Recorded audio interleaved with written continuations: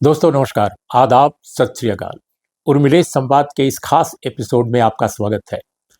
दोस्तों कल हमने बहुजन समाज पार्टी के बारे में एक वीडियो बनाया और वीडियो बनाने और उसके प्रकाश में आने के बाद, उसके अपलोड होने के बाद अचानक पता चला कि आकाश आनंद जो बहुजन समाज पार्टी के नेशनल कोऑर्डिनेटर, मायावती जी के उत्तराधिकारी, उनके अपने भतीजे, उनको बाकायदा नोटिफाई करके बहन जी ने बाकायदे एक्स पर यानी ट्विटर पर जाकर के कहा कि उनको पद से मुक्त किया जा रहा है।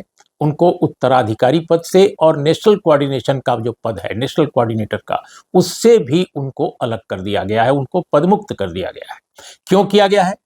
मायावती जी के मुताबिक, मैं ट्विटर का ही सहारा ले रहा हूं जो उन्होंने नोटिफाई किया है, कि उनमें मैच्योरिटी की कमी है। मतलब उनका कहना है कि उनमें प्रौढ़ता की कमी है। प्रौढ़ता की कमी किस बात के लिए है?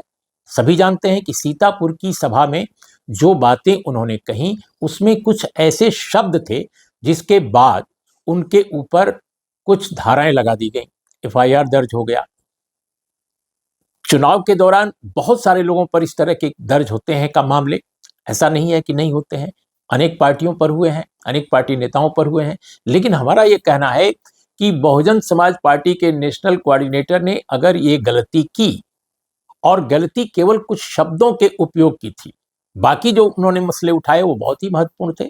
इसके पहले की सभाओं में जो मसले उठाए वो बहुत ही महत्वपूर्ण थे, इसमें कोई दो राय नहीं है। तो उस पर खेद प्रकट किया जा सकता था, या अगर मान लीजिए परसू करने वाले जो लोग हैं, जो जिन्होंने याचिका दायर, जिन्होंने एफआईआर दर्ज किया है, अगर वो मामला आगे बढ़ता है तो इसको पार्टी निपट सकती थी आराम से। लेकिन न केवल इससे आहत होकर मायावती जी ने कि ऐसा उसने क्यों कह दिया, उन्होंने बकायदे उनको पद से मुक्त कर दिया। ऑल ऑफ सडन एक तरह से उनको डिमोरलाइज भी कर दिया।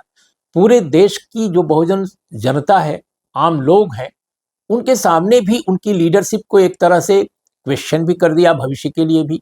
अब सवाल इस बात का है कि अपने ही भतीजे के साथ, अपने ही पार्टी के, और जिसको उन्होंने स्वयं नियुक्त किया, ऐसा क्यों किया?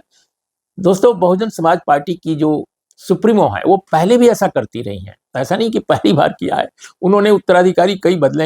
एक समय नेशनल कोऑर्डिनेशन में जब की जिम्मेदारी जो है दी गई थी राजा राम जी को, उनके साथ भी वही वही हुआ था। अचानक किसी से नाराज हो जाती हैं तो अचानक उसकी भूमिका ही बदल देती हैं।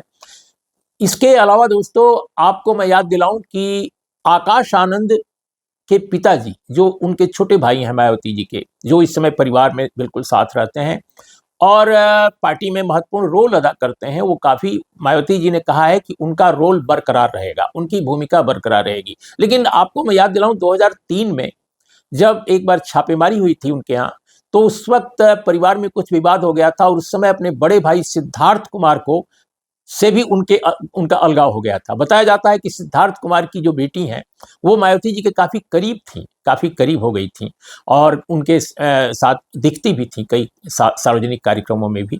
तो परिवार में भी इस तरह का होता रहा है, ऐसा नहीं कि केवल बाहर के उत्तराधिकारी या संभावित उत्तराधिकारी या नेशनल कोऑर्डिनेशन की जिम्मेदारी जिनको दी, उन्हीं के साथ केवल उन्होंने ऐसा किया है।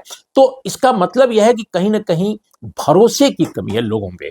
कहीं ना कहीं जो जो जो सेकेंड रंग लीडरशिप है, जो बाद के आने वाले नेता हैं, उनमें एक अविश्वास की कमी हो जाती है। लेकिन ये ऑल ऑफ सडन तो नहीं है। मुझे लगता है इसके पीछे कहानी ये है, क्योंकि आपने देखा कि बहुत सारे युवा नेता पार्टियों के होते हैं, उनके मुंह से कभी कोई गलत निकल जाता है।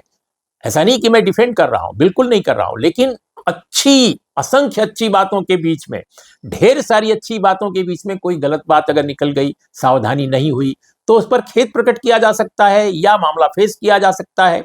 बहुतों को तो हमने देखा है कि भयानक शब्दों का उपयोग करके, दुरुपयोग करके, जो भी आप कहिए, और वे राजनीति में बड़े पदों पर पहुंच जाते हैं। अभी देश में कई ऐसे मंत्री हैं, मैं नाम ले सकता हूं, लेकिन मैं कह रहा हूं कि भारतीय जनता पार्टी के अनेक मंत्री ऐसे हैं जिन्होंने, आकाश आनंद ने तो कुछ भी ऐसा नहीं इतना ज्यादा खतरनाक कहा, उन्होंने तो बाकायदे धमकी दे दी थी। एक सज्जन ने तो गोली चलाने की बात कह दी थी कि गोली मारो।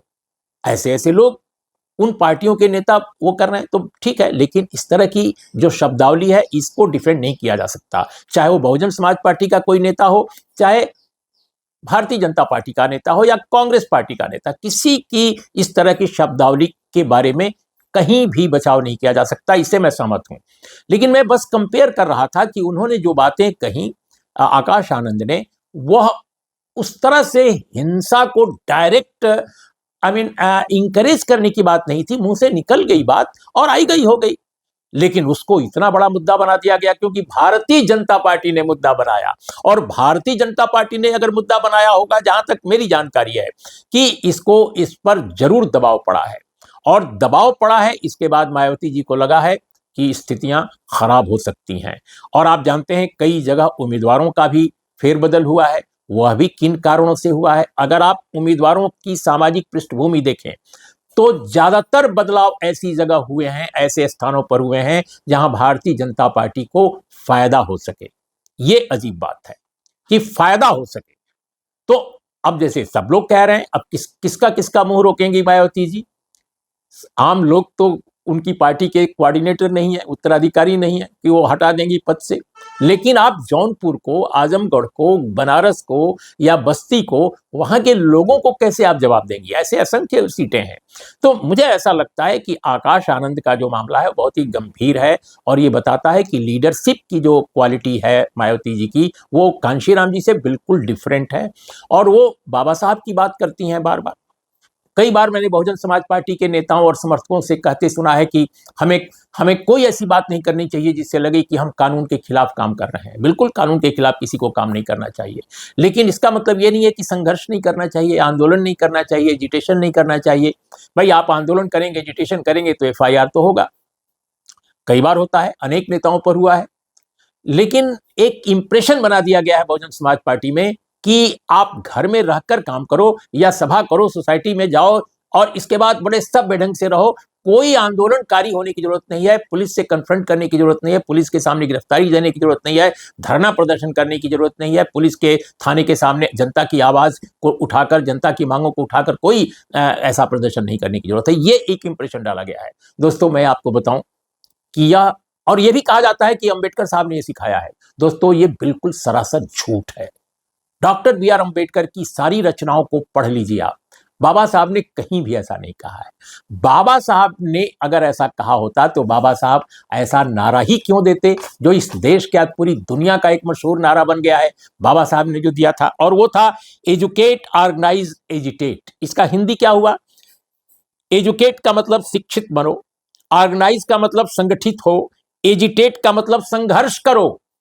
तो बाबा साहब भीमराव अंबेडकर कहते हैं लोगों से कि शिक्षित बनो, संगठित हो, संघर्ष करो। संघर्ष किस बात के लिए? बदलाव के लिए। तो दोस्तों मुझे ऐसा लगता है कि आकाश आनंद लगातार जिस तरह से भारतीय जनता पार्टी पर, सरकार पर अटैक कर रहे थे, उन्होंने केवल मोदी जी की जो सरकार की नीतियां हैं उस पर ही अटैक नहीं किया, स्थानीय स्तर पर भी योगी महाराज की भी नीतियों की आलोचना की। एक तरफ उन्होंने मोदी जी के जो जुमले हैं, मोदी जी के बहुत सारे जो प्रोग्राम्स हैं, उनकी जमकर आलोचना की। तो बुलडोजर पॉलिसी जो योगी जी की है उस पर भी अटैक किया। और मैं आपको बताऊं कई जगह उन्होंने इस तरह की बातें भी कही जिससे ये लगता था कि वो बहुजन समाज पार्टी में जो एक धारणा बन गई है कि ये ज्यादा अटैकिंग नहीं है, ज्यादा आलोचना नहीं करती है पार्टी सरकारों की, उसको वो धराशायी कर रहे थे, इस मिथ को वो तोड़ रहे थे। तो मुझे लगता है कि ये जो नाराजगी बहन जी की है, मायावती जी की है अपने भतीजे से, वो इसी के कारण है कि वो भारतीय जनता पार्टी की मौजूदा सरकार को एंटागोनाइज नहीं करना चाहती। वो बिल्कुल नहीं चाहती कि सरकार नाराज हो, और इसलिए आकाश आनंद की बलि दी गई है, राजनीतिक बलि एक तरह से। आगे भविष्य में क्या होगा हम नहीं जानते, लेकिन आकाश आनंद निश्चित रूप से एक होनहार युवा हैं। वो कैसे अपने भावी राजनीतिक दिशा को कैसे तय करेंगे, ये मायावती जी पर निर्भर करता है और स्वयं आकाश आनंद पर निर्भर करता है। बाकी नमस्कार, आदाब, सत श्री अकाल।